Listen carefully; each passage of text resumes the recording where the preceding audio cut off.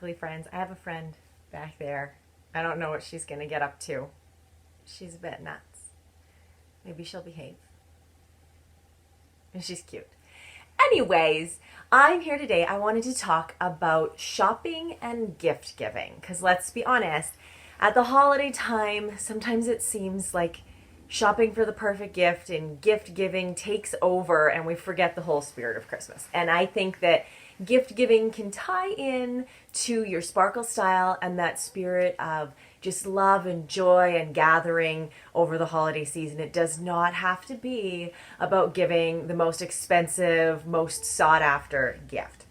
And here's why. If you take time to get to know the people that you're shopping for, you will always get them a gift that they like, whether it was the thing that was on the top of their list or a thing they didn't even realize they needed, wanted, liked, anything like that. So I want to tell you a quick little teeny story. I teach children. They want everything. If you have it, they want it. If it's in a flyer, they want it. If their friend has it, they want it. They don't necessarily want it, but they want it. They need it. It's mandatory. So I was teaching a group of 6-year-olds one year, and this one little girl wanted a box of crayons. And we're talking like, I don't know if you remember being a kid, but it's like the gigantic box. It had the built-in crayon sharpener. And that's what she wanted so bad with coloring books. She got an iPad and was sad. She was happy sad because she's like, well, iPads are cool, but I really wanted my crayons.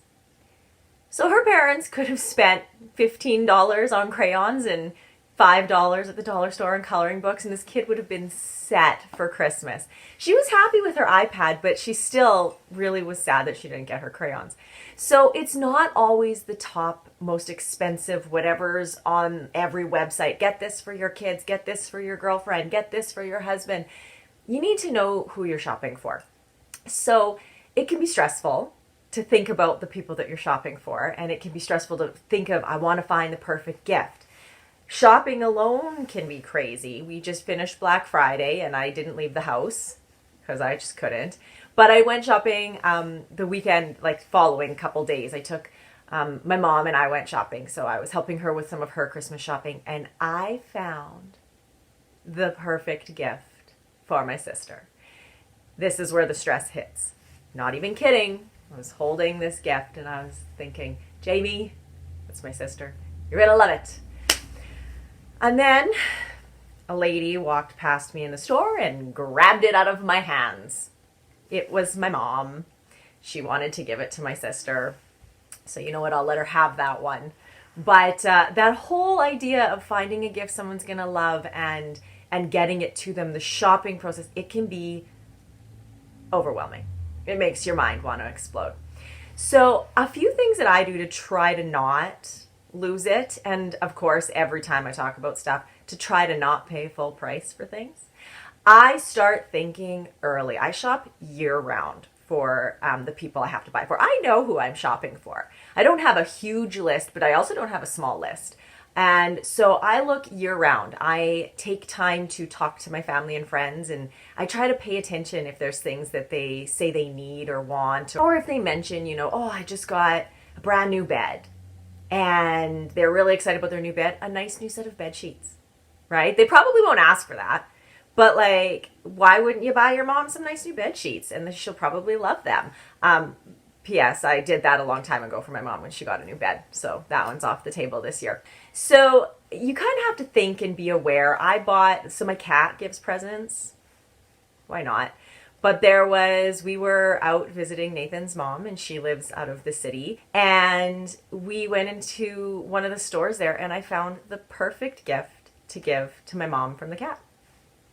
It was July. I bought it. I'm not ashamed to say that. I started Christmas shopping in like February last year. So I have a present corner, and I store things there all year as I start to find them.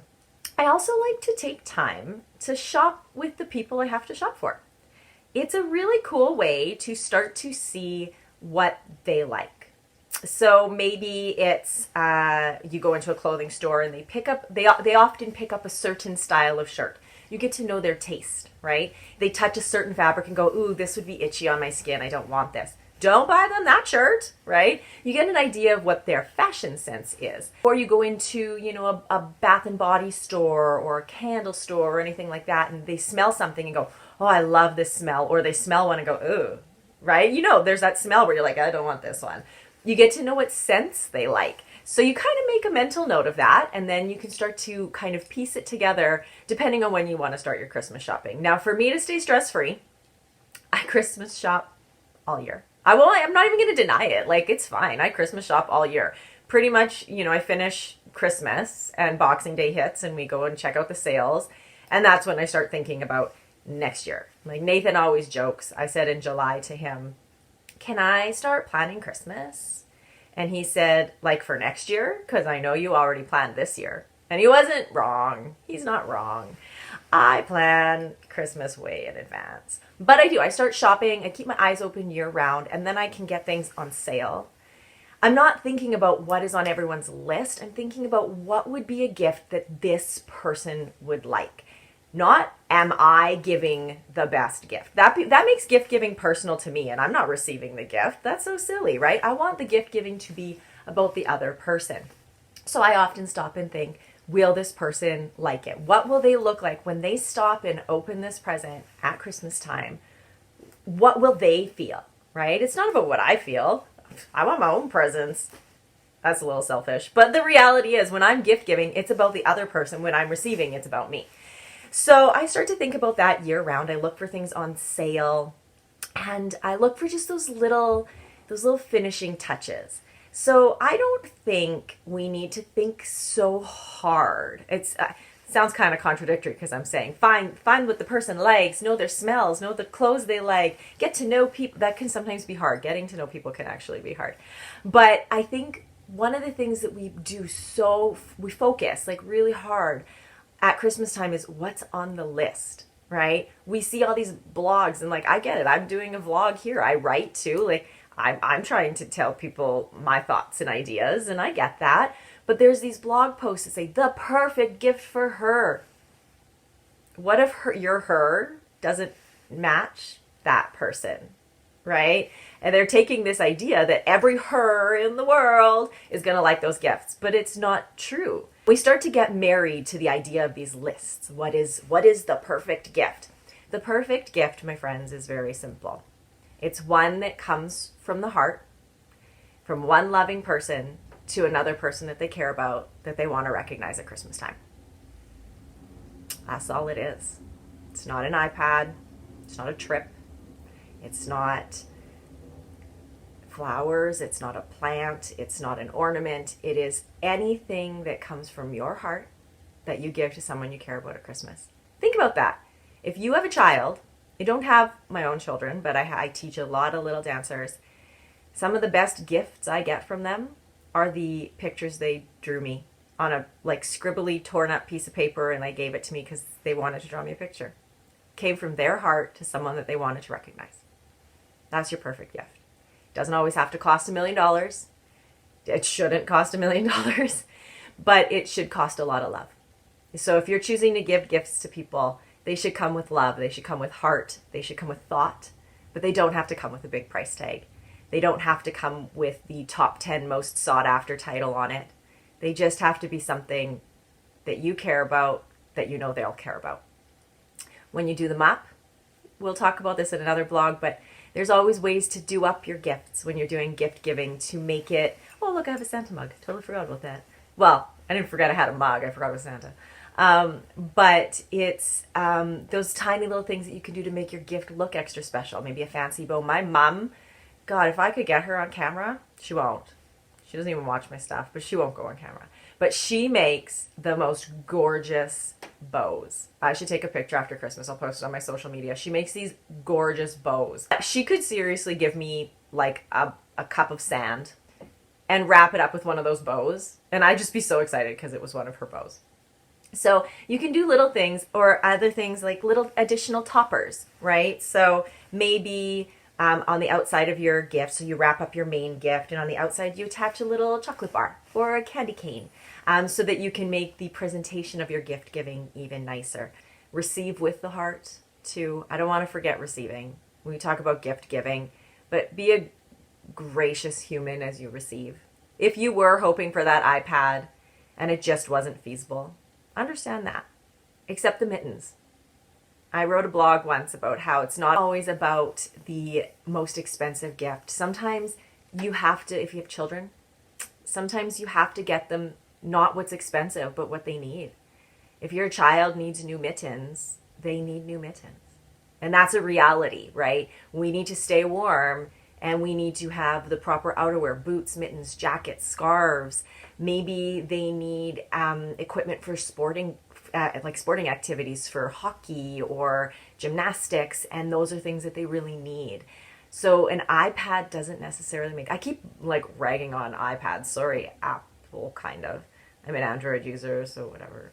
But I don't think it's necessarily a negative thing to say to your kids, you know, sometimes we get what we need and we have to love those things. Or, you know, if Santa doesn't bring them what was the top of their list, it's important to remind them that Santa sees them all year round, right? Santa can see what you need, what you use. So maybe Santa knew deep down in your heart, while you wanted the big expensive video game, he knew you needed new runners.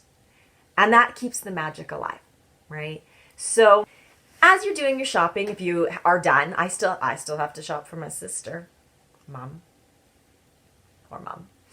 But as you're doing your shopping, unless you're already done, keep those things in mind. And then if you are done your shopping and you found that this year's Christmas shopping situation stressed you out, take a few seconds after Christmas and do a little mental check-in and see, what did people like? What didn't they like? What were people talking about they still needed as the year goes on? What are people talking about that they need or want? Do your shopping all year round. Look for the sales. Keep all of that in mind. And then before you know it, you'll be shopping in July for Christmas presents, but then November comes and you're not stressed because you're done. I hope that this year's Christmas shopping didn't get you into any fisticuffs with anyone on a Black Friday shopping trip, or hopefully no crazy ladies took your present out of your hands in the middle of the store. Mom. Poor mom. She really doesn't watch these, but I'm tearing into her. She knows I love her. But hopefully all of your shopping went smoothly, and if you're still trying to think of some of those last minute gifts that you need to get, take some time now, right? Take a time to maybe get into your kid's bookshelf and see, is there a series of books they've been reading and they have one more to get and they don't even realize it? Get them that book. Maybe, you know, it's new ice skates, or maybe it's an activity. Maybe it's an activity that someone's really wanted to do with you, so it's passes to an activity. All of those things can make really, really nice and inexpensive gifts, and you get to enjoy life with the people around you when they enjoy the gift that you're giving them. Enjoy your shopping, whatever's left. Enjoy your gift giving. Enjoy your gift receiving. And no matter what, just enjoy the moments you share with people as you do that gift exchange, because it matters and it's fun and it is part of the holidays. We will see you next time.